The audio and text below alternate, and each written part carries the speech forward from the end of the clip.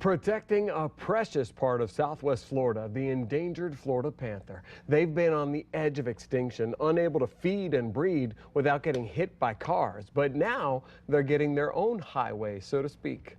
For In Your Corner's Warren Wright shows you how it may help save them in this special report.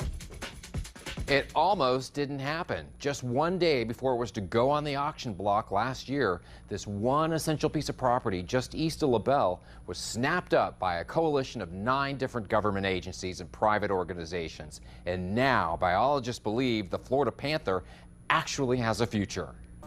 The Florida panther, it can run fast, but it just doesn't have anywhere to go, trapped by developments and dangerous roads. But a critical piece of property along the Caloosahatchee recently became available.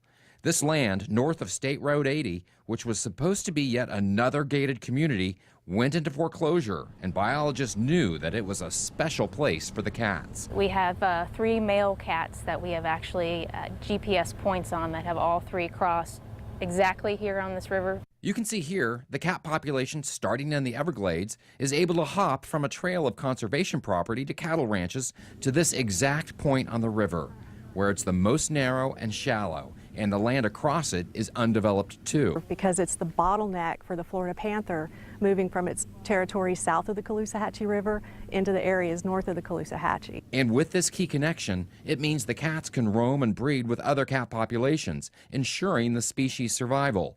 But first, 9 different federal, state, and county agencies, and even a private rancher, worked together to raise the $6.6 million to purchase the property. Oh, it was nail-biting. They acquired the property just one day before it was to go on the auction block. But you can't be a successful rancher unless you're a conservationist. As part of the deal, Dwayne House gets to raise his cattle with the guarantee that the land will never be developed. It's a model the state hopes to use up and down the spine of Florida, where panthers live.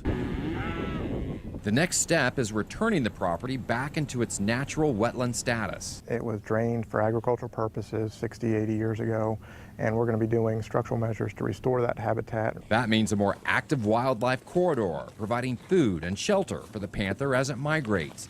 It's a model the state hopes to use up and down the spine of Florida where panthers live. But there is one major roadblock, the expansion of Highway 80.